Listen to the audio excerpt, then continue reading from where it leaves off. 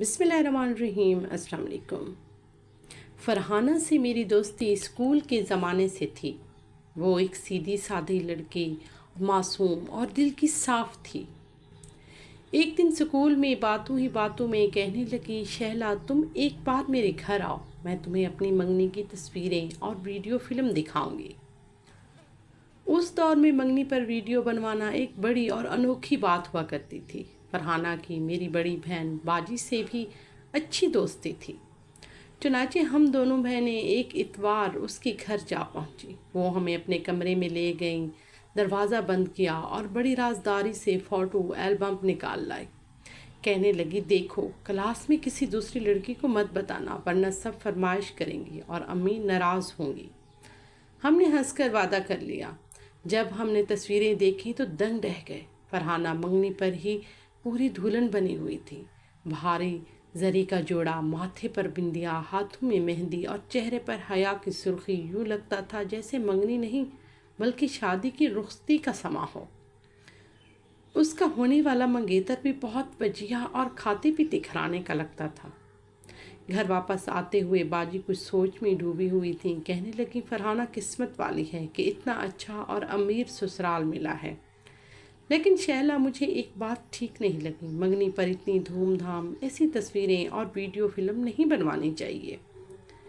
میں نے حیرت سے پوچھا، کیوں باجی؟ اس میں کیا برائی ہے؟ باجی نے ایک ٹھنڈی آہ بھری اور بولی، وقت کا کوئی اعتبار نہیں، کیا پتہ کل کیا ہونے والا ہے۔ خدا نہ کرے اگر کسی وجہ سے یہ رشتہ ٹوٹ جائے یا کوئی حادثہ ہو جائے تو یہ چیزیں انسان کو جیتے جی مار دیتی ہیں۔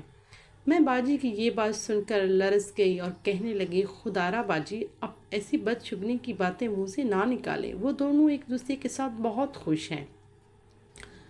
اس وقت مجھے باجی کی سوچ بہت منفی لگی، لیکن انسان نہیں جانتا کبھی کبھی زبان سے نکلی ہوئی باتیں تقدیر کا فیصلہ بن جاتی ہیں۔ باجی کی کوئی بدنیتی نہیں تھی، وہ بس وقت کی بے اعتباری کا ذکر کر رہی تھی، مگر افسوس کہ فرحانہ کی قسمت ایک ایسا گڑھا امتحان لکھا تھا۔ ابھی ہمارے سالانہ امتحانات ختم ہی ہوئے تھے کہ اچانک خبر ملی کہ فرحانہ شدید بیمار ہے۔ میں اور باجی اس کا حال پوچھنے اس کے گھر گئیں۔ اس کا مرجھایا ہوا چہرہ دیکھ کر یقین نہیں آ رہا تھا کہ یہ وہی ہنستی کھیلتی لڑکی ہے۔ بعد میں اس کی امی نے روتے ہوئے بتایا، فرحانہ کی منگنی ٹوٹ گئی ہے۔ لڑکے والے انتہائی لالچی نکلے، انہوں نے وقت کے ساتھ ساتھ جہیز اور نقدی کا مطالبات بھی اتنا بڑھا دیا کہ فرحانہ کے والد کے بس میں نہ رہا۔ اگرچہ لڑکا فرحانہ کو پسند کرتا تھا اور اس نے فون پر یہاں تک کہہ دیا کہ اگر فرحانہ راضی ہو تو ہم کورٹ میرج کر لیتے ہیں، لیکن فرحانہ ایک غیرت مند لڑکی تھی۔ وہ اپنے والدین کی پگڑی اچھال کر اپنی خوشیاں نہیں چاہتی تھی، وہ ماں باپ کی مرضی سے شان سے رخصت ہونا چاہتی تھی۔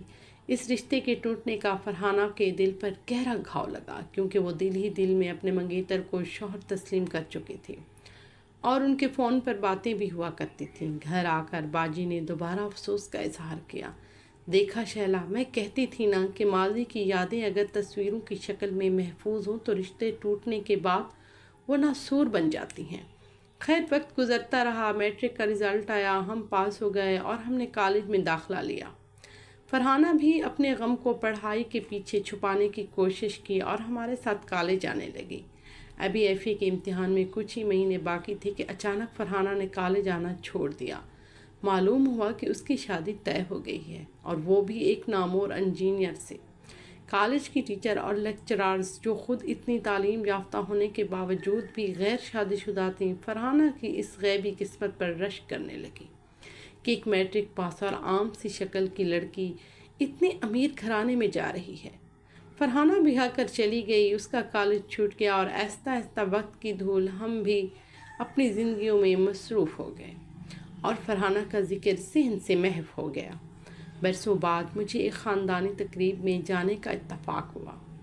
وہاں عورتوں کے ہجوم میں میری نظر بار بار ایک خاتون کی طرف اٹھ رہی تھی، جس کے چہرے پر ایک عجیب سی ویرانی اور وقت سے پہلے آئی بڑھاپے کی لکیریں تھیں۔ جب بھی میں اسے دیکھتی وہ بھی نظر جھکا لیتی، مجھے لگا جیسے میں اسے جانتی ہوں، لیکن بدلے ہوئے حلیے کی وجہ سے پہچان نہ پائی۔ کچھ ہی دیر میں وہ خاتون خاموشی سے اٹھ کر چلی گئی۔ اس کے جاتے ہی محفل میں سرگوشیاں شروع ہو گئیں۔ ایک عورت نے کہا، ہائے بیچاری فرحانہ، کتنے ظلم سہتی ہے، اتنے سال ہو گئے شادی کو، پر اس کے ظالم شوہر کو ذرا ترس نہیں آتا۔ دوسری بولی، سنا ہے وہ اسے بے دردی سے مارتا بھی ہے۔ مجھ سے راہ نہ گیا، میں نے پاس بیٹھی خاتون سے پوچھا، آپ کس کی بات کر رہی ہیں، یہ کون تھیں؟ انہوں نے جواب دیا، تم نہیں جانتی، اس کی زندگی تو جہنم بن چکی ہے۔ اس کا شوہر بڑا انجینئر ہے، بہت کماتا ہے، لیکن وہ کہتے کہتے خاموش ہو گئی۔ انجینئر اور فرحانہ کا نام سنتے ہی میرے ذہن میں بجلی گونج گئی۔ کیا یہ وہی میری کلاس فیلو فرحانہ تھی؟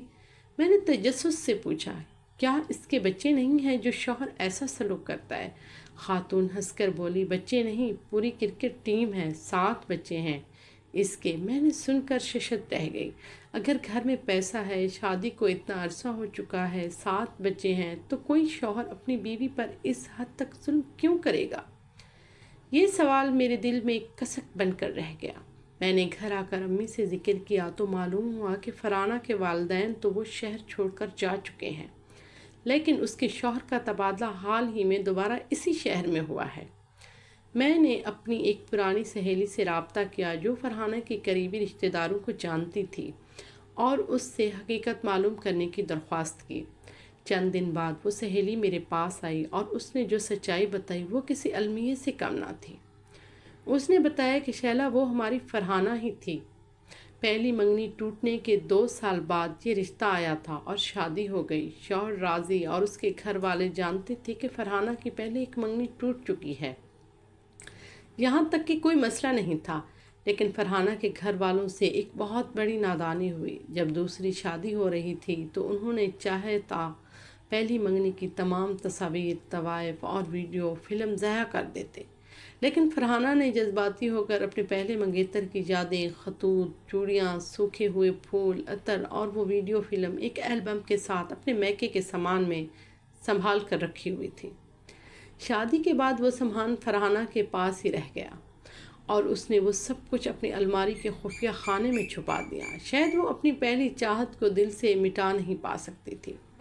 وہ سوچتی تھی کہ کسی دن جب وہ ذہنی طور پر تیار ہوں گی تو ان چیزوں کو خود جلا دے گی۔ سہیلی نے ایک گہرا سانس لیا اور بات جاری رکھی، لیکن تقدیر کو کچھ اور ہی منظور تھا۔ ایک دن جب فرحانہ گھر پر نہیں تھی، اس کا شوہر راضی کے ہاتھ الماری کی چابیاں لگ گئیں۔ وہ کسی چیز کی تلاش میں تھا، اس کی نظر اس خفیہ بیگ پر پڑی۔ جب راضی نے اسے کھولا تو اس کے اندر ماضی کا وہ پورا خزانہ موجود تھا۔ رات کو جب فرحانہ گھر آئی تو راضی نے کمرہ بند کیا اور VCR پر منگنی کی فلم چلا دی، جس میں فرحانہ کسی اور کے ساتھ دلہن بنی مسکرا رہی تھی۔ خطوط پڑھ کر راضی کے دلوں میں شک و نفرت کی ایسی آگ بھڑکی کہ اس نے سوچا، فرحانہ ایک دوغلی زندگی گزار رہی ہے۔ اس کا جسم میرے پاس ہے، لیکن اس کی روح اور دل اس کے پہلے منگیتر کے پاس ہے۔ مرد کے دل میں جب شک بیٹھ جائے تو وہ اندھا ہو جاتا ہے۔ راضی کو لگا کہ فرحانہ اب بھی چوری چھپے اس لڑکے سے ملتی ہے، ورنہ ان چیزوں کو اتنے سال سنبھالنے کا کیا مطلب؟ اس دن کے بعد سے راضی کا مزاج بدل گیا۔ اس نے پہلی بار طیش میں آ کر فرحانہ کے منہ پہ تھپڑ مارا، اور وہ تھپڑ ایک ایسا سلسلہ بن گیا جو کبھی نہ رکا۔ فرحانہ نے رو رو کر قرآن کی قسمیں کھائیں۔ وہ یہ چیزیں صرف رکھ کر بھول گئی تھیں۔ اس کا کوئی غلط ارادہ نہیں تھا، لیکن راضی کا شک یقین میں بدل چکا تھا۔ وہ روز اسے پرانے منگیتر کے طعنے دیتا، بد کردار کہتا اور جانوروں کی طرح پیٹتا۔ اسی دوران ان کے 7 بچے ہوئے، لیکن بچوں کی پیدائش بھی راضی کے دل کو نرم نہ کر سکی۔ فرحانہ کے بھائیوں نے کئی بار کہا، تم طلاق لے کے گھر واپس آ جاؤ، لیکن فرحانہ اپنی ممتا کے ہاتھوں مجبور تھی۔ 7 بچوں کے ساتھ ایک طلاق یافتہ عورت کا میکے میں بیٹھنا آسان نہیں ہوتا، اور باپ کے بغیر بچے رل جاتے ہیں۔ وہ بچوں کے مستقبل کی خاطر یہ روز کا جہنم برداشت کر رہی تھی۔ سب کچھ سننے کے بعد میرا دل خون کے آنسو رو رہا تھا۔ ایک دن میں خود فرحانہ کے گھر چلی گئی۔ اتفاق سے اس کا شوہر گھر پر نہیں تھا۔ دروازہ کھلا تو فرحانہ مجھے دیکھ کر اپنا منہ چھپانے لگی، کیونکہ اس کے چہرے اور آنکھوں کے گرد نیلے نشانات صاف بتا رہے تھے کہ اسے حال ہی میں مارا گیا ہے۔ وہ شرمندگی سے کہنے لگی، میں غسل خانے میں گر گئی تھی شیلا۔ میں نے اس کے ہاتھ تھاما اور کہا، فرحانہ اپنی دوست سے جھوٹ مت بولو، مجھے سب معلوم ہے۔ یہ سنتے ہی وہ میرے گلے لگ کر زاروں قطار رو پڑی۔ اس نے روتے ہوئے کہا، شیلا میری کم عقلی نے مجھے جیتے جی مار دیا، کاش میں نے وہ تصویریں اور خطوط اسی وقت جلا دیے ہوتے۔ میں مجرم نہیں ہوں، میں نے راضی کے ساتھ کبھی دھوکہ نہیں کیا، لیکن وہ مجھے روز ایک نئی روحانی موت مارتا ہے۔ میں بچوں کی خاطر یہاں ایک زندہ لاش بن کر رہ رہی ہوں۔ میں نے اس کے خوبصورت اور سلیقے سے سجے گھر کو دیکھا جہاں ہر چیز چمک رہی تھی، لیکن اس گھر کی ملکہ اندر سے ٹوٹ کر بکھر چکی تھی۔ اتنے امیر شوہر کی بیوی ہونے کے باوجود اس کے پاس کوئی ملازم نہ تھا۔ وہ اکیلی 7 بچوں اور پورے گھر کا کام کرتی اور بدلے میں اسے صرف تانے اور مار ملتی تھی۔ ہمارے معاشرے میں لڑکی کس قدر بے بس ہے۔ نہ سمجھ عمر میں ایک چھوٹی سی لاپرواہی اور ماضی کی چند بے نشانیاں کس طرح ایک ہستی بستی عورت کی زندگی کو پچھتاوے کا ابدی قحط بنا دیتی ہے۔ فرحانہ اس کی زندہ مثال تھی۔ ہمارے چینل کو سبسکرائب کیجیے گا اور کمنٹ میں بھی بتائیے گا کہ آپ کو ہماری ویڈیو کیسی لگتی ہے۔ شکریہ۔